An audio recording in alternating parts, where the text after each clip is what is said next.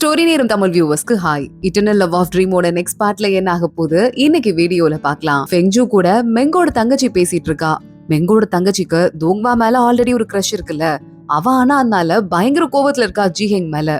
அந்த மியூசிக் டீச்சர்னு ஜிஹெங் இருக்கால, அவ இங்க வந்ததுல இருந்து தோங்வாவை எப்பவுமே அவதான் பாத்துக்குவா. அது மட்டும் இல்லாம அவ இங்க வந்து ஒரு 200 இயர்ஸ் ஆயிருக்கும். அதுல ஒவ்வொரு தடவையும் 10 வருஷத்துக்கு ஒரு தடவை வந்து நம்ம தோங்வா எங்க கிளாஸ் எடுக்க ஆரம்பிச்சாரு. அதனால எனக்கு அவளை பார்த்தாலே பிடிக்காதுன்னு சொல்ல, தோங்வா 10 வருஷத்துக்கு ஒரு தடவை இவளை பாக்கிறதுக்காக இங்க வந்து கிட்டத்தட்ட 1 மந்த் வரைய ஸ்டே பண்ணிருக்காருன்னு சொல்லிட்டு ஃபெங்ஜுக்கு கடுப்பா இருக்கு. அந்த கடுப்போடயே போய் உட்கார்றா. தோங்வா காணா ஜிஹெங்க பத்தின எந்த விஷயமும் தெரியாம க்ளூலெஸ்ஸா இருக்காரு. தோங்வா பக்கத்துல இருந்து ஜிஹெங் தான் ஒன்னொன்னையும் பார்த்து அவருக்கு ஹெல்ப் எல்லாம் பண்ணிட்டு இருக்கா. 10 வருஷத்துக்கு ஒரு தடவை எப்ப தோங்வா வந்தாலும் இந்த வேலையை தான் பண்ணுவாளாம். தோங்வா போட்டியை ஸ்டார்ட் பண்ணலாமா அப்படின்னு கேட்க, டீ பத்தி ஃபுல்லா ஒரு கம்ப்ளீட் கிளாஸ் தோங்வா எடுத்து முடிச்சிட்டு, இப்ப நான் வந்து கிளாஸ் எடுத்தேன்ல, அதை வச்சு ரெண்டு பேருக்கு நடுவுல இப்ப நம்ம டீ காம்படிஷன் வைக்க போறோம் அப்படின்னு ரெண்டு பேரா பிரிச்சு விடுறாரு. ஃபெங்ஜுக்கு மட்டும் கூட கம்பீட் பண்றதுக்கு ஆள் இல்ல. உடனே ஜிஹெங் நான் அவங்க கூட கம்பீட் பண்றேன் அப்படின்னு சொல்லிட்டு ஃபெங்ஜு கூட வாலண்டியரா அவளே கம்பீட் பண்ண ஆரம்பிக்கிறா. 2 பேரும் டீ மேக் பண்ண ஆரம்பிக்கிறாங்க. இங்க இன்னொரு பக்கம் தோங்வா கிட்ட 2 பேரும் டீயை வந்து சர்வ் பண்றாங்க. தோங்வா அதுல முதல்ல வந்து நம்ம ஜிஹெங்கோடத தான் குடிக்கிறாரு. டேஸ்ட் நல்லா இருக்கு அப்படின்னு சொல்லிடுறாரு. அடுத்து ஃபெங்ஜுவோடத குடிக்கிறாரு. கொஞ்சமா பிட்டர்னஸ் அதிகமா இருக்க மாதிரி இருக்கு, இன்னும் கொஞ்சம் கம்மி பண்ணிருக்கலாம், ஆனா உண்மையாவே ரொம்ப நல்ல டீன்னு ஃபெங்ஜுவோடதையும் பாராட்டுறாரு. யாரு வின் பண்ண போறான்னு அங்க இருக்கிற அத்தனை பேரும் பாத்துட்டு இருக்க. சரி ஓகே, இந்த டெஸ்டே எதை பத்தி அப்படின்னா யாரு நல்லா கவனிச்சிருக்காங்க கிளாஸ்ங்கிறத பத்தி. நான் சொல்லி கொடுத்த ஃபர்ஸ்ட் ரூல் என்ன அப்படின்னு கேட்க, ஃபெங்ஜுக்கு தான் தெரியாது, கிளாஸ்ல சும்மா தூங்கிட்டு தானே இருப்பா. அவ நீங்க ஃபுல்லா தோங்வாவை பாத்துட்டே இருந்ததுல ஃபர்ஸ்ட் பாயிண்டே அவளுக்கு தெரியல. அப்போ இந்த போட்டியில வின் பண்ணது ஜிஹெங் தான் சொல்லிட்டு தோங்வா அங்க இருந்து கிளம்பி போயிட்டு இருக்காரு. ஃபெங்ஜு செம்ம அப்செட் ஆயிடுறா. தோங்வா பின்னாடியே ஓடி போயிட்டு இருக்கா. எப்படிலாம் ஒருத்தங்களை ஹர்ட் பண்ண முடியுமோ ஹர்ட் பண்ணிட்டு ஏமாத்திட்டு இருக்கீங்க. ஜிஹெங் உங்க கூட ரொம்ப நாளா பழகிட்டு இருக்கா. சோ அவளுக்கு கண்டிப்பா டீயை பத்தி நிறைய தெரிஞ்சிருக்கிறதுக்கு வாய்ப்பு இருக்கு. எனக்கு எப்படி தெரியும்? என்னையும் அவளையும் கம்ப்ளீட் பண்றது முதல்ல சரியான விஷயமே கிடையாது, நீங்க பண்ணது ராங்னு சொல்லிட்டு ஃபெங்ஜு அங்க இருந்து கிளம்ப ஆரம்பிக்கிறா. எங்க ஒரு நிமிஷம் பக்கத்துல வா அப்படின்னு தோங்வா கூப்பிடுறாரு. ஃபெங்ஜுவோட தலையில ஏதோ குப்பை இருந்திருக்கும் போல, அதை எடுத்துட்டு ஓகே போன்னு சொல்லிட்டு தோங்வா அங்க இருந்து கிளம்பிடுறாரு. ஃபெங்ஜுவே ஷாக் ஆயிடுறா. இவ்வளவு அசால்ட்டா ஹேண்டில் பண்ணிட்டு போறாருன்னு சொல்லிட்டு வெயிட் பண்ண ஆரம்பிக்கிறா. இங்க இன்னொரு பக்கம் அதை ஜிஹெங் பாத்துட்டு அவளுக்கு செம்ம ஸ்டமக் பர்னிங்கா இருக்கு. ஃபெங்ஜு கூட தோங்வா இவ்ளோ க்ளோஸா இருக்கத நினைச்சு ஃபெங்ஜு மறுபடியும் அவளோட வீட்டுல போய் உட்காந்துட்டு இருக்கா. சீவு அங்க வந்துடுறான். என்னெல்லாம் நடக்குது பாத்தியா, இதெல்லாம் எனக்கு சுத்தமா பிடிக்கலன்னு சொல்லிட்டு சீவு ஃபீல் பண்ணிருக்கான். ஜிஹெங் பேசவே மாட்டிக்கிறா. தோங்வா கூட தான் கான்சென்ட்ரேட் பண்ணிட்டு இருக்கான்னு சொல்லிட்டு இன்னைக்கு கூட அவளுக்கு ஃபர்ஸ்ட் பிரைஸ் கொடுத்தான் பாத்தியா அந்த தோங்வா. அதுல இருந்து உனக்கு என்ன தெரியுது, கண்டிப்பா ஜிஹெங் கைக்குள்ள போட்டுக்கிறதுக்கு தான் ஐடியா பண்ணிருக்காரு போலன்னு சொல்லிட்டு சீவும் பேச ஆரம்பிக்கிறான். 3 பேரும் ஒன்னா உட்காந்துட்டு டோர்னமெண்ட் வேற ஸ்டார்ட் ஆக போகுது, எப்படியாவது சீக்கிரமா பிராக்டிஸ் எல்லாம் பண்ணணும் அப்படின்னு சொல்லி பேசிட்டு இருக்க ஃபெங்ஜு பாக்குறா. மெங்குக்கு அப்படியே கொஞ்சம் கொஞ்சமா ஒயினை ஊத்தி கொடுத்து அவனை போதைக்கு ஆளாக்கிட்டு இருக்கா. ஏன்னா அந்த பிம்பான் பழத்தை திருடணும்னா ஏதாவது ரூட் இருக்கும்ல, அது இவனுக்கு மட்டும்தான் தெரியும். அதை அவன் கிட்ட இருந்து வாங்க வைக்கலான்ட்டு இவ பாட்டுக்கு ஊத்தி கொடுத்துட்டே இருக்க. சீபு நோட் பண்றான். என்ன பண்றா அந்த பொண்ணு, இவனை பயங்கரமா போதைக்கு ஆளாக்கிட்டு இருக்காளேன்னு சொல்லிட்டு யோசிச்சுட்டு இருக்கான். மெங்கும் ஓவரா குடிச்சிட்டு, ஆமா அந்த பிம்பான் பழத்தை சுத்தி 4 பாம்பு காவலுக்கு இருக்கும்ல, முழு பௌர்ணமி என்னைக்கு வருதோ அன்னைக்கு மட்டும்தான் ஒரு ஃபியூ ஹவர்ஸ் அங்க இருந்து அது வெளியே போகும். வெளியே போய் பௌர்ணமி கிட்ட இருந்து முழு எனர்ஜியையும் வாங்கிட்டு மறுபடியும் வந்து காவல் காக்க ஆரம்பிச்சிருங்கிற அந்த சீக்கிரட்டை சொல்லி வச்சிடுறான். ஃபெங்ஜு பாக்குறா, நல்ல சீக்கிரட் கிடைச்சதுன்னு சொல்லிட்டு அடுத்த நாள் வேகமா அங்க சீவுவை கூட்டிட்டு வெளியே மார்க்கெட்டுக்கு போறா. ஸ்நாக்ஸ் எல்லாம் அவனுக்கு வாங்கி கொடுக்குறா. சீவு சாப்பிட்டு இருக்கான். இவன் ஏதோ ஒன்னு வாங்கி கொடுக்குறா. இதுல ஏதாவது கண்டிப்பா காரணம் இருக்கும் போலன்னு சொல்ல, நீங்க ரொம்ப அழகா இருக்கீங்க சீவு, உங்களோட பிளஸ் பாயிண்டே அதான் சொல்லிட்டு ஃபெங்ஜு பேச ஆரம்பிக்க, இங்க பாரு என்ன வேணுமோ டைரக்டா உண்மையை சொல்லுன்னு சொல்லிட்டு சீவு கேட்டுட்டு இருக்கான். உங்களுக்கு முகம் பல இருக்கு. ஜிஹெங்குக்கு ரஃபா முறைச்சிருக்கிற ஆளுங்களை பார்த்தாதான் பிடிக்கும் போல, அதனால தான் உங்களை பார்க்காம தோங்வா பின்னாடியே சுத்திட்டு இருக்கான்னு சொல்ல, ஆமால அப்படி கூட இருக்குமோ அப்படின்னு சீவு யோசிக்கிறான். ஆமா, எனக்கு மட்டும் நீங்க இந்த பிம்பான் பழத்தை எடுக்கிறதுக்கு ஹெல்ப் பண்ணீங்கன்னா சீவு நானே கண்டிப்பா உனக்கு ஜிஹெங்கோட சேர்த்து வைக்கிறதுக்கு ஐடியா கொடுக்கறேன்னு சொல்ல, சரி ஓகே ஹெல்ப் பண்ணிட்டா போச்சு, நாளைக்கு தானே பௌர்ணமி அப்படின்னு சீவு ஃபெங்ஜுவை கூட்டு போயிட்டு ஒரு பாதை ஒண்ணு போட்டு வைக்கிறான், சுரங்க பாதை மாதிரி அந்த பிம்பான் மரம் இருக்கிற இடத்துக்கு நேரா போறதுக்காக. சரி நாளைக்கு வந்து எடுத்துக்கலாம், இப்போ நம்ம இங்க இருந்து கொஞ்சம் வெளியே போய் வேலை பார்க்கலாம் அப்படின்னு சொல்லிட்டு சீவு ஃபெங்ஜுவை கூட்டிட்டு போயிடுறான். தோங்வா எப்பயுமே எல்லாத்தையும் பாக்குற மாதிரி அதையும் பாக்குறாரு. அந்த பாதையில இவர் ஏதோ சித்து வேலையை பார்த்துட்டு மூடி வச்சிடுறாரு. தோங்வா அதெல்லாம் பண்ணி சிரிச்சுட்டே மறுபடியும் வீட்டுக்கு வரும்போது ஜிஹெங் அவருக்கு ஏதோ சூப் வச்சுட்டு வெயிட் பண்ணிட்டு இருக்கா. தோங்வா பாக்குறாரு, எனக்கு இந்த வேலையெல்லாம் நான் உன்கிட்ட பண்ண வேணான்னு முன்னாடியே சொல்லிட்டேன், புரியுதா அப்படின்னு சொல்லிட்டு தோங்வா கேட்க, என் உடம்புல இருக்கிற பாய்சனை சரி பண்றது ஒரே நேரத்துல முடியாது, அதனாலதான் நீங்க 10 வருஷத்துக்கு ஒரு தடவை இங்க கிளாஸ் எடுக்கிறேன்னு வந்து எனக்கு ட்ரீட்மெண்ட் பாத்துட்டு இருக்கீங்க. இந்த நிலைமையில உங்களை பாத்துக்கிற வேலையை கூட நான் பண்ணாட்டி என்ன பண்ணட்டும் அப்படின்னு சொல்லிட்டு கேட்க, இங்க பாருமா, இந்த விஷத்தை நான் எடுத்ததுக்கு அப்புறமா உனக்கு எங்க பிடிக்குதோ அந்த மாதிரி நீ கிளம்பி போய்க்கலாம், நீ ஜாலியா உன் வாழ்க்கையை வாழ்ந்துக்கலாம்னு தோங்பா சொல்றாரு.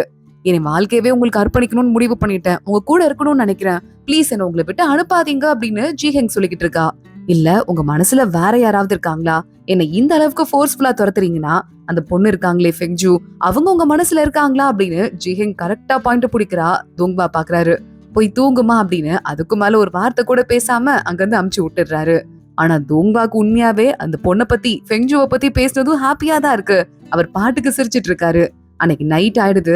ஃபெங்ஜுவும் சீவுவும் கிளம்பி வந்துடுறாங்க. அந்த பாதையை மறுபடியும் ஓபன் பண்ணி, இங்க பாரு நீ இங்கே இரு, நான் போய் எடுத்துட்டு வரேன்னு ஃபெங்ஜுவை வெளியவே நிக்க வச்சுட்டு சீவு மட்டும் நேரா பழத்துக்குள்ள போறான். ஆனா போறவன் சுரங்கப்பாதை ஒண்ணுதான் போட்டேன், அதுவும் நேரா அந்த மரத்துக்கிட்ட போற மாதிரி, அந்த மந்திரத்தை யூஸ் பண்ணி போட்டா கரெக்டா அந்த பாதைக்கு தான் காட்டும். ஆனா இப்ப பார்த்தா 3 பாதை இருக்கு, எது வழியா நான் போகணும்னு தெரியலையேன்னு சொல்லிட்டு சீவு யோசிக்க ஆரம்பிக்கிறான். ஃபெங்ஜு ரொம்ப நேரம் ஆச்சு, ஏன்னாச்சு, சீவு உள்ள போனவன் ஆளை காணோன்னு இவ ஒரு பக்கம் யோசிச்சுட்டு இருக்கா. ஒரு பாதை வழியா போறவன் சீவு ஒரு இடத்துல வெளியே வரான். என்னது பிம்பான் மரமே இங்க இல்ல, இங்க இருந்து நான் எப்படி பழத்தை பறிக்கிறதுன்னு யோசிக்கிறான். ஃபெங்ஜுவும் அதே மாதிரி ஒரு பாதை வழியா இறங்குறா. சீவுவை இன்னும் காணோம்னு சொல்லிட்டு உள்ள போறவ, என்ன 3 பாதை இருக்கு, நான் அவனை ஒண்ணுதானே போட சொன்னேன், பைத்தியக்காரன் திட்டிட்டு ஃபெங்ஜு நேரா உள்ள போயிட்டே இருக்கா. கரெக்டா அதே இடத்துல ஃபெங்ஜு போற இந்த பாதை முடியிற இடத்துல ஒரு பெரிய இடம் மாதிரி இருக்கு. அங்க உட்காந்துட்டு தோங்பா யார் கண்ணுக்கும் தெரியாத மாதிரி உட்காந்து மெடிடேட் பண்ணிட்டு இருக்காரு. ஆனா அந்த இடத்துக்கு ஒரு ஆள் ஒருத்தி வரா. நம்ம ஃபெங்ஜுவும் கரெக்டா வெளியே வந்துடுறா. என்ன நடக்குது, இது என்ன இடம் அப்படின்னு சொல்லிட்டு பார்க்க ஆரம்பிக்கிறா. தோங்பா அங்க உட்காந்து மெடிடேட் பண்ணிட்டு இருக்கதையும் அந்த இடத்துக்கிட்ட ஒரு பொண்ணு ஒருத்தி வரதையும் ஃபெங்ஜு பாத்துட்டு இருக்கா. அந்த பொண்ணு வேற யாரும் இல்ல, அங்க கட்டி போடப்பட்டிருக்க அரக்க தலைவிதான். அவளுக்கு பவர் கிடைச்சது இல்ல நீயே கொடுத்த ஸ்டோனை வச்சு, அதனால அவ உயிர்ல ஒரு பகுதியை மட்டும் இந்த இடத்துக்கு மனுஷ உருவத்துல அமைச்சிருக்கா. தோங்பா மெடிடேட் பண்ணிட்டு இருக்கும் போது மடியில போய் படுத்துட்டு, என்ன பாக்குறதுக்காக இந்த நைட் நேரத்துல வந்தீங்களான்னு சொல்லிட்டு ரொம்ப கொஞ்சம் ஆரம்பிக்கிறா. தோங்பா ஆனா அதெல்லாம் எதையும் கண்டுக்காம கண்டினியூவஸா மெடிடேட் பண்ணிட்டே இருக்காரு. திரும்பி கூட பாக்காம ஏன் இங்க வந்தன்னு ஒரு கேள்வி கேட்க, ஃபெங்ஜு யாரு கேக்குறாரு என்னையா அப்படின்னு பாக்குறா. பார்த்தா ஆப்போசிட்ல ஜிஹெங்கும் அந்த பாதையை ஃபாலோ பண்ணிட்டு அங்க வந்திருப்பா போல. அரக்க தலைவியும் திரும்பி பார்த்து, என்னமா இவர் பண்ற ரொமான்ஸ பாக்கணுமா, அதுக்காக தான் இங்க வந்தியா அப்படின்னு கேட்க, ஜிஹெங் உடனே அப்படியே அழுதுட்டு சோகமாயிட்டு அங்க இருந்து ஓடி போயிடுறா. ஃபெங்ஜு பாக்குறா, ஓ ஜிஹெங்க தான் தோங்வா கேட்டிருப்பார் போல, என்ன பத்தி ஏன் அவர் கவலைப்பட போறாருன்ட்டு அங்க இருக்கிறத நோட்டீஸ் பண்ண ஆரம்பிக்கிறா. தோங்வாக்கு எப்பயாவது ரொம்ப கோவம் வந்ததுன்னா அவர் அது கூல் பண்றதுக்காக அவரோட சக்தி எல்லாம் பூ மாதிரி கொட்ட ஆரம்பிக்குமா. அந்த பூ கொட்டிட்டு இருக்கு. தோங்பாவை சாந்தி படுத்துறதுக்கான அவரோட சக்தி மலரா இங்க கொட்டுது. அப்போ இங்க தோங்பா ஹாப்பியா இல்ல, கோவமா இருக்காரு. நீ யாரு, எதுக்கு எங்க தோங்பாவை டிஸ்டர்ப் பண்ற, இங்க இருந்து போயிடு அப்படின்னு சொல்ல, நீ எல்லாம் ஒரு ஆளு என்கிட்ட கேள்வி கேக்குறியான்னு அரக்க தலைவி ஏஞ்சிட்றா.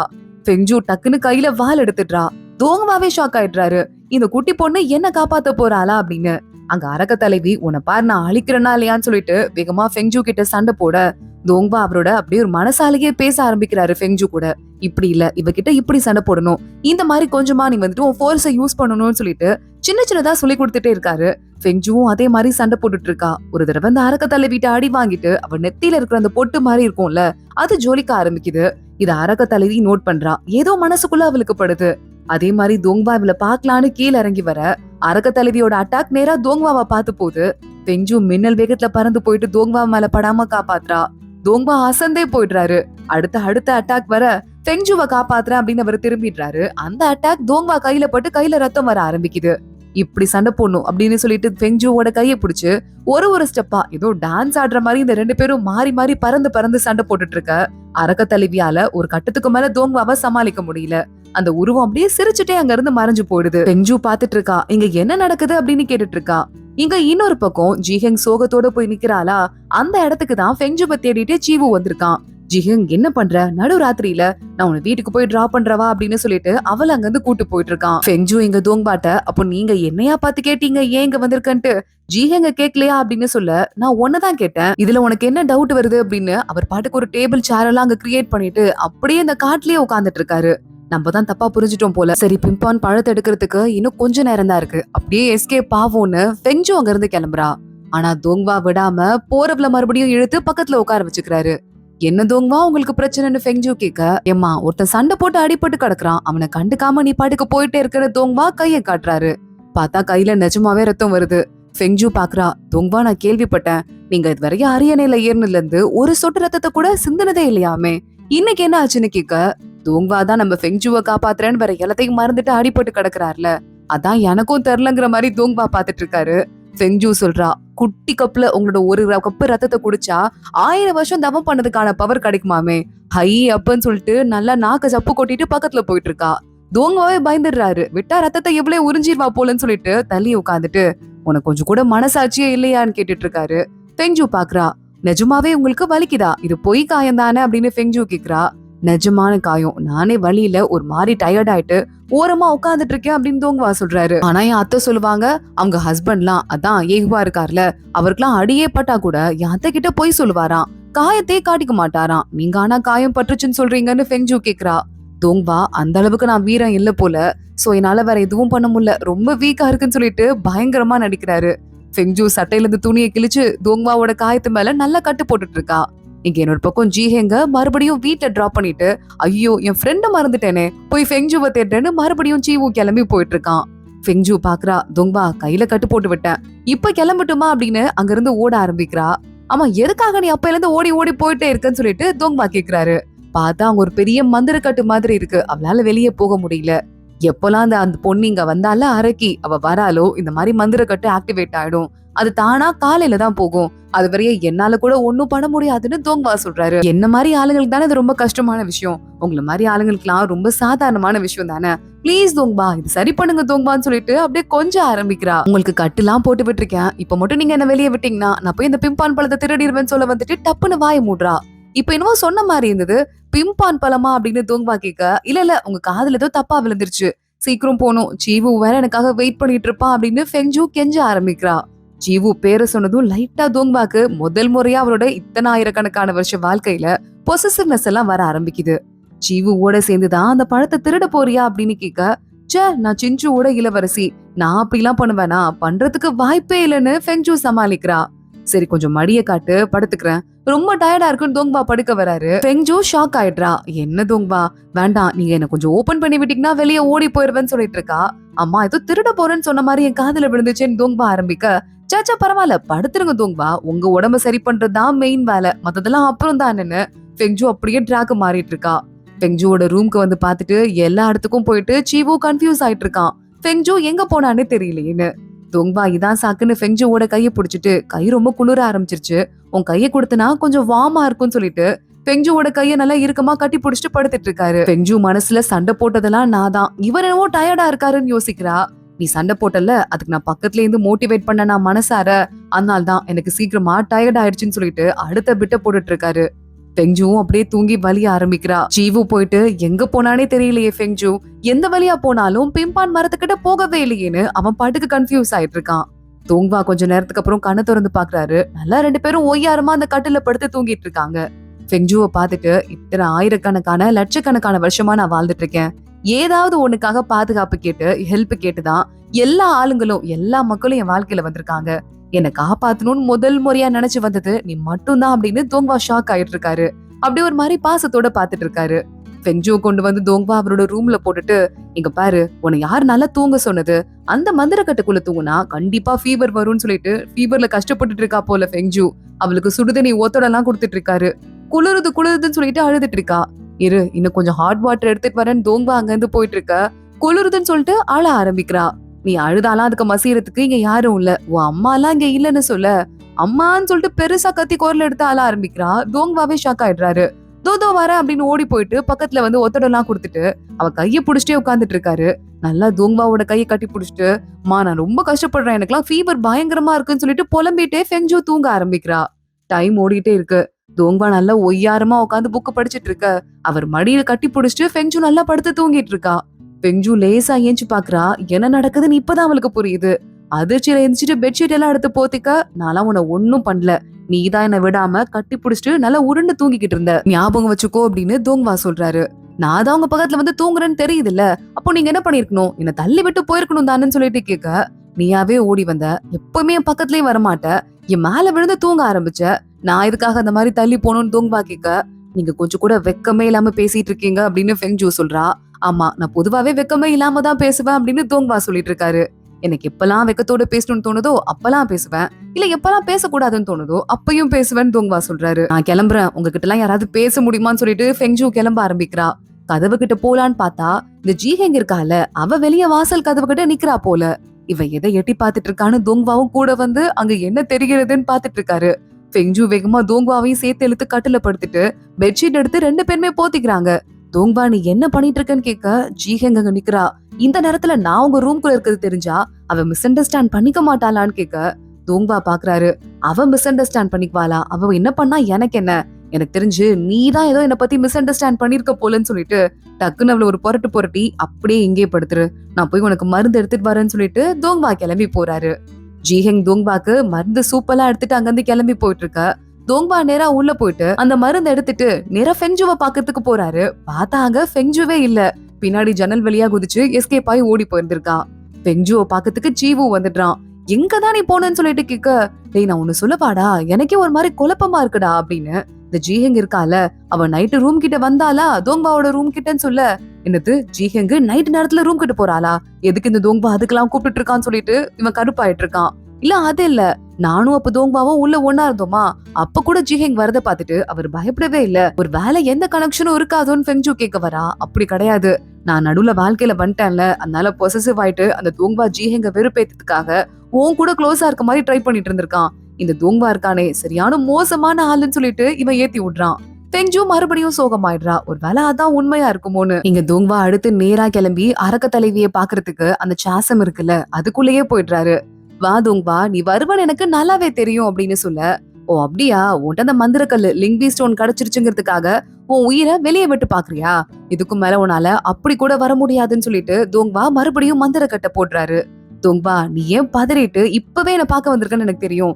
ஏன்னா உன்னோட குட்டி சீக்ரெட் பயந்துட்டு இருக்கல, அது எனக்கு தெரிஞ்சு போச்சு. அதானே பயந்து நீ ஓடி வந்திருக்க. இது வரையும் இதயத்துல வீக்னஸே இல்லாம இருந்தது, ஆனா இப்போ அந்த அழகான வெள்ளை ட்ரெஸ் போட்டிருந்தாலே அந்த பொண்ணு உன் இதயத்துல நல்ல சேர் போட்டு உட்கார்ந்துட்டு இருக்கா. உன் வீக்னஸ் எனக்கு தெரிஞ்சிருச்சு தோங்பா, இனிமே உன்னை யாராலையும் காப்பாத்த முடியாதுன்னு சொல்லிட்டு இருக்க. தோங்பா அங்க இருந்து நீ வெளியவே வர முடியாதுன்னு கிளம்பி போறாரு. ஃபெங்ஜுவோட ரூம பார்த்துதான் போறாரு. ஃபெங்ஜு பாக்குறா ஜீவுவ நேரா உள்ள தள்ளி விட்டுட்டு நரியா மாதிரி அங்கிருந்து எஸ்கேப் ஆகி ஓடி போயிட்டு இருக்கா. என்னது இவ 9 பால் நரியா அப்படின்னு ஜீவு ஷாக் ஆயிட்டு பாத்துட்டு இருக்கான். தோங்பா உள்ள வந்துட்டு அதுவே உனக்கு இன்னும் தெரியாதா, ஆமா ஃபெங்ஜுவோட ரூம்ல இஷ்டத்துக்கு நீ பாட்டுக்கு உள்ள வந்துட்டு இருக்க, உனக்கு யார் அந்த பெர்மிஷன் கொடுத்ததுன்னு கேட்க, அத பத்தி நீ ஏன் கேக்குற, அதெல்லாம் நீ கேட்க கூடாது இரும்பு மூஞ்சுன்னு சொல்லிட்டு மறுபடியும் திட்ட ஆரம்பிக்கிறான் ஜீவு. தோங்பா பாக்குறாரு, உன் வீடை எனக்கு காலி பண்ணி கொடுக்குறியா, நான் இங்க வரேன்னு கேட்க, முடியாது முடியாதுன்னு சீம்பு சொல்லிட்டு இருக்கான். என் வீட்டுக்கு போயிடு, ஜீஹெங் வீட்டுக்கு ஆப்போசிட்ல இருக்குன்னு சொல்ல, அப்படியான்னு அடுத்த நிமிஷமே வீடெல்லாம் காலி பண்ணிட்டு சீம்பு நேரா ஜீஹெங்கோட வீட்டுக்கு போயிட்டு இருக்கான். ஜீஹெங் இனிமே நான் தான் இந்த ஆப்போசிட் வீட்டுல இருக்க போறேன், தோங்பா ஏன் வீட்டுக்கு போறாருன்னு சொல்ல ஜீஹெங் இன்னும் அப்செட் ஆயிட்டு இருக்கா. இங்க மெங்க பார்த்து ஃபெங்ஜு கேட்டுட்டு இருக்கா, ஏண்டா நான் வந்தே 6 மாசத்துக்கும் மேல ஆச்சு, இன்னமும் பனியாவே இருக்கே, எப்படா பனி குறையும்னு கேட்க, இல்ல இந்த எங்க ஊர்ல பனியே குறையாது, வருஷத்துல எல்லா மாசமுமே பனி மாசம் தான், வேற காலமே வராதுன்னு சொல்ல, அப்படியா அப்படி கூட இருக்குமா அப்படின்னு கேட்க, அதுக்கு ஒரு பழைய கதை இருக்கு ஃபனியன் வேலியில, 100 வருஷம் பழைய கதை. அந்த கதையில ஷென்யே அப்படின்னு சொல்லிட்டு ஒரு ஆள் ஒருத்தர் இருந்தாரு. அவர் காதலிச்ச ஆரண்யா அப்படிங்கிற பொண்ணுக்காக மீறி 3 சீசனையுமே வெட்டி எடுத்துட்டு போயிட்டாருன்னு சொல்ல, என்னது வெட்டி எடுத்துட்டு போயிட்டாரா, ஆரண்யா யாரு ஷென்யா யாருன்னு சொல்லிட்டு ஃபெங்ஜு கேட்க ஆரம்பிக்கிறா. அந்த யாருமே அவங்க பேரெல்லாம் இப்ப வந்து பெரிய டேபு ஆயிடுச்சு, யாரும் அந்த வார்த்தையை கூட சொல்லக்கூடாது, புரியுதா, பேசாத அப்படின்னு சொல்ல, சரி சரி பேச மாட்டேன் கவலைப்படாதுன்னு ஃபெங்ஜு போறா. நல்லா தூங்கிக்கிட்டு இருக்கா, ரொம்ப குளிருது, நேரா எடுத்து ரூமை லாக் பண்ணலாம் விண்டோவை லாக் பண்ணலாம் அப்படின்னு எந்திரிக்கிறா. பார்த்தா நம்ம தோங்பா தான் ஆப்போசிட் வீட்ல இருக்காருல, ஏதோ மீன் வாங்கிட்டு உள்ள போறாரு போல. இவர் எதுக்கு நம்ம சீவோட வீட்ல இருக்காருன்னு ஃபெங்ஜு நேரா கிளம்பி தோங்பாவை பார்க்க உள்ள போயிடுறா. நீங்க எதுக்கு இந்த வீட்ல இருக்கீங்க, சீவோ எங்க போனான்னு கேட்க, இனிமே இதான் என் வீடு, இந்த மீன் சமைக்கணும், அதை சமைக்கிறதுக்கு ஹெல்ப் பண்றியா, சொங்குலின் தான் பண்ணுவான், அவன் இந்த தடவை வரலன்னு சொல்ல, சொங்குலினையே நீங்க கூப்பிடாம வந்தீங்களாக்குன்னு சொல்லிட்டு ஃபெங்ஜு கேக்குறா. அதான் நீங்க இருக்கல, அதான் நான் கூட்டு வரலன்னு சொல்ல, நான் இருந்தா ஏன் நீங்க சொங்குலினை கூட்டு வரக்கூடாதுன்னு ஃபெங்ஜு கேட்டுட்டு இருக்கா. ஏன்னா நீ இருக்கும்போது சொங்குலின் நினைக்கிறதுக்கு, எனக்கு தேவையான எல்லாத்தையும் நீ பாத்துக்கோ அப்படின்னு தோங்பா சொல்றாரு. என் சொங்குலின் இங்க இருந்தா என்ன வேலை வாங்க மாட்டீங்களான்னு ஃபெங்ஜு கேக்குறா. ஆமால, சொங்குலின் இருந்தாலும் சரி இன்னும் 1000 பேர் இருந்தாலும் சரி உடனே நான் ஈஸியா வேலை வாங்கலாம், போய் இந்த மீனை சமைக்கிறியா அப்படின்னு நம்ம தோங்பா கேக்குறாரு. அதெல்லாம் முடியாது நம்ம ஃபெங்ஜு சொல்லி சீனை போட்டுட்டு இருக்கா. ஆமா அந்த பிம்பான் பழத்தை திருடுறத பத்தி யாரோ அப்படின்னு தோங்பா ஆரம்பிக்க, தோங்பா மீனை சமைக்கிறதுல பல விதம் இருக்கு, புளிப்பா வேணுமா இனிப்பா வேணுமா காரமா வேணுமான்னு கேட்டுட்டு அவ பாட்டுக்கு கதவை தாண்டன்ட்டு போயிட்டு ஸ்லிப் ஆயிட்டு நிலப்படியில ஸ்லிப் ஆகி விழ போறா. தோங்பா அடுத்த செகண்டே அவளை தாங்கி பிடிக்கிறாரு. ஃபெங்ஜு கொஞ்சமா ஷாக் ஆயிட்டு தேங்க்ஸ்ன்னு சொல்ல, உன்னை பிடிச்சதால என் காயம் மறுபடியும் பிரிஞ்சிருச்சு, ரத்தம் வருதுன்னு சொல்ல, நான் ஒன்னும் அவ்வளவு குண்டலா இல்லையே அப்படின்னு ஃபெங்ஜு சொல்றா. அவ்வளவு குண்டுலாம் இல்லையா, காயம் மறுபடியும் பிரிஞ்சிருச்சான்னு அத பத்தி கவலை பண்ணுன்னு கேட்க, அட ஆமால காயம் வலிக்குதா, ஏன் காயம் பிரிஞ்சதுன்னு ஃபெங்ஜு கேட்டுட்டு இருக்கா. ஏன்னா நீ குண்டா இருக்கல அதனால தான் சொல்லிட்டு தோங்வா காமெடி பண்ணிட்டு இருக்காரு. ஃபெங்ஜு அங்க இருந்து கோச்சிட்டு கிளம்புறதுக்கு போயிட்டு இருக்கா. தோங்வா அவர் தலையை தொட்டு முடி கலைஞ்சிருக்கு. ஷோபாய் கியூட்டா இருக்குன்னு சொல்லிட்டு இருக்க, மறுபடியும் ஷோபாய்னு கூப்பிடுறீங்க, இப்பெல்லாம் என்ன யாருமே இப்படி கூப்பிடுறது இல்லன்னு லைட்டா வைக்கப்பட்டுட்டே அங்க இருந்து ஃபெங்ஜு கிளம்பி போயிட்டு இருக்கா. இங்க பார்த்தா சீவு மெங்கோட உட்காந்து பிளான் பண்ணிட்டு இருக்கான். இப்பதான் எனக்கு ஒண்ணு புரியுது, இந்த இருக்கன மூஞ்சி தோங்வாக்கு ஃபெங்ஜுவை பிடிச்சிருக்கு போல. எப்படியாவது லைட்டா ஃபெங்ஜுவை பிடிச்சிருக்கும் போதே அவங்க 2 பேரையும் கோத்து விட்டோன்னு வச்சுக்கோயேன், அப்போ இருக்கன மூஞ்சி ஜீஹெங்க விட்டுருவான். அவங்க 2 பேரையும் கோத்து விட்ட மாதிரியும் ஆச்சு இல்லன்னு சொல்ல, ஆனா நீ ஃபெங்ஜுவை யூஸ் பண்ணிக்கிற, உன் ஃப்ரெண்டு தானே, அது உனக்கு புரியலையா அப்படின்னு மெங்க கேக்குறான். இல்ல அப்புறமா ஃபெங்ஜுவை நான் காப்பாத்திடுவேன் சீவு சொல்லிட்டு இருக்கான். கரெக்டா தோங்வா அவரோட கோட்டு கழட்டலான்னு போயிட்டு இருக்காரு. ஃபெங்ஜு நேரா உள்ள போயிடுறா. நீங்க ட்ரெஸ் சேஞ்ச் பண்றீங்கன்னு தெரியாது, தெரியாம வந்துட்டேன், உங்களுக்கு கைக்கு போடுறதுக்கு மருந்து கொண்டு வந்திருக்கேன், போட்டுக்கோங்கன்னு சொல்ல தோங்வா மறுபடியும் போய் உட்காந்துக்கிறாரு. மருந்து போட்டு விடு அப்படின்னு கைய மட்டும் காட்டிட்டு இருக்காரு. ஃபெங்ஜு பாக்குறா, இவரோட திமிருக்கு ஒரு அளவே இல்லாம போயிடுச்சுன்னு பக்கத்துல போய் உட்காந்துட்டு கையில மருந்து போட ஆரம்பிக்கிறா. தோங்வா நல்லா ஒய்யாரமா ஃபெங்ஜு மேல கைய வச்சு முட்டு கொடுத்துட்டு அமைதியா ஃபெங்ஜு வகையை பாத்துட்டு இருக்க. அன்னைக்கு இருந்த அரக்கி உங்களுக்கு கொஞ்சம் கூட வந்துட்டு ஈக்குவலாவே ஆக மாட்டா, எதுக்காக நீங்க அவகிட்ட போய் அடி வாங்குனீங்க? ஒருவேளை நீங்க இந்த மாதிரி அடி வாங்கி நான் உங்களை பாத்துக்கணும், நீங்க போரிங்கா இருக்கீங்க, நான் வந்தா என்டர்டெய்னிங்கா இருக்கும்னு சொல்லிட்டு இந்த மாதிரி வேலை எல்லாம் பாக்குறீங்களான்னு கேட்க, ஓ நான் உனக்கு போரிங்கா அப்படின்னு தோங்வா கேக்குறாரு. ஆமா அப்படின்னு ஃபெங்ஜு சொல்றா. ஆமா உனக்கு இந்த பிம்பான் பழம் ஏன் அவ்வளவு முக்கியம்னு கேட்க, அந்த பழம் எனக்கு ரொம்ப முக்கியம், நான் போட்டியில கலந்துக்க முடியல, என்ன பண்றது அப்படின்னு ஃபெங்ஜு பேசுறா. அடுத்த நாள் ஃபெங்ஜு கிட்ட மாஸ்டர் வராரு. தூங்கிட்டு இருக்கவளை எழுப்பி போட்டு, நைட்டு ஃபுல்லா படிச்சு படிச்சு டயர்டாயி தூங்கிட்ட கரெக்டாமா, நீ வந்து கண்டிப்பா இந்த தடவை இந்த போட்டியில கலந்துக்க போற, நீயும் டோர்னமெண்ட்ல இருக்க சரியா, இந்த தோங்வா தான் உன்கிட்ட இதை பத்தி பேச சொன்னாரு, நான் போயிட்டு வரேன் அங்க இருந்து கிளம்புறாரு. ஃபெங்ஜு ஹாப்பி ஆயிடுறா, தோங்வா எனக்கு ஹெல்ப் பண்றதான்ட்டு. சீவு அவனோட வேலையை ஆரம்பிக்கிறான். எனக்கு என்னவோ தோங்வா உன்னை ஒரு நல்ல ஃப்ரெண்டா பாக்குறாருன்னு தோணுது ஃபெங்ஜு. இந்த மாதிரி நல்லது நமக்கு செய்யறவங்கள நம்மளும் ஹெல்ப் பண்ணணும்ல, நீ போய் அவருக்கு எதிரா வேலை பார்த்தனா அது கரெக்டா இருக்காது, சோ அவர் கூட நீ வந்துட்டு சமாதானம் ஆயிடு அப்படின்னு சொல்லிட்டு ஏத்தி விட ஆரம்பிக்கிறான். ஆமாடா நீ சொல்றது கூட கரெக்ட் தான், நான் கூட சாரி கேட்கணும், தேங்க்ஸ் சொல்லணும்ல, ஒத்துக்கிறேன் அப்படின்னு ஃபெங்ஜு சொல்லிட்டு இருக்கா. நான் போய் தேங்க்ஸ் சொல்லிட்டு வரேன்னு சொல்லிட்டு ஃபெங்ஜு அங்க இருந்து ஓடி போயிட்டு இருக்கா. சீவுக்கே அவமானமா இருக்கு, ஃப்ரெண்டுக்கு போய் துரோகம் பண்றோமேன்னு. மெங்கோட தங்கச்சி எங்க வந்துடுறா. அதான் உனக்கு மனசு கஷ்டமா இருக்குல்ல, அப்புறம் ஏன்டா அந்த மாதிரி பண்றேன்னு கேட்க, இல்லையே நான் அதுக்கப்புறம் மறுபடியும் அவளையும் காப்பாத்திடுவேன் அப்படின்னு சீவு சொல்றான் அந்த பொண்ணு. ஆனா எனக்கு தெரிஞ்சு ஃபெங்ஜுக்கு தோங்வா மேல அக்கறை இருக்கு, நீ பண்றது ஒரு பெரிய தப்பு மாதிரி எனக்கு தோணலன்னு சொல்ல, அப்ப நான் ஃபெங்ஜுக்கு தப்பு பண்ணல, அவளுக்கு நான் ஹெல்ப் தான் பண்றேனா, பரவாயில்லையே நல்லது சூப்பரு, ஆனா தோங்வா மேல நீ லவ் வச்சிருந்தியே அது என்ன ஆச்சுன்னு சொல்லிட்டு சீவு கேக்குறான். அதெல்லாம் முடியாதுன்னு எனக்கு நல்லாவே தெரிஞ்சிருச்சு, தோங்வா ஃபெங்ஜுவை பார்க்கும் போதெல்லாம் அவளை ஸ்பெஷலா ட்ரீட் பண்றாரு, இதுக்கும் மேல நான் அதுக்கு ட்ரை பண்றதுக்கு ஒண்ணுமே இல்ல, அது மட்டும் இல்லாம அவரும் ஒரு சாதாரண மனுஷன் தானே, பல்லாயிரக்கணக்கான வருஷமா உயிரோட இருந்தாலும் அதுக்காக நான் என்னோட டிக்னிட்டியை விட்டு கீழே இறங்கி வர முடியுமான்னு கேட்க, இன்னைக்குதான் நீ கரெக்டா பேசியிருக்கன்னு சொல்லிட்டு அங்க இருந்து சீவு கிளம்புறான். சீவு மெங்கு ஃபெங்ஜு 3 பேரும் ஒன்னா உட்காந்துருக்காங்க. ஃபெங்ஜு சொல்றா, நான் ஒரு முடிவு பண்ணிருக்கேன்டா, தோங்வா எனக்கு இவ்ளோ பெரிய ஹெல்ப் பண்ணிருக்கதால நான் என்ன பண்ண போறேன்னா அவரை கூப்பிட்டு ஒரு ட்ரீட் வைக்க போறேன், நீங்களும் வாங்கன்னு சொல்லிட்டு, டேய் நான் ஜீஹெங்கையும் கூப்பிடுறேன், அப்போ உனக்கும் கம்பெனி இருக்கும்ல அப்படின்னு சீவுட்ட கேக்குறா.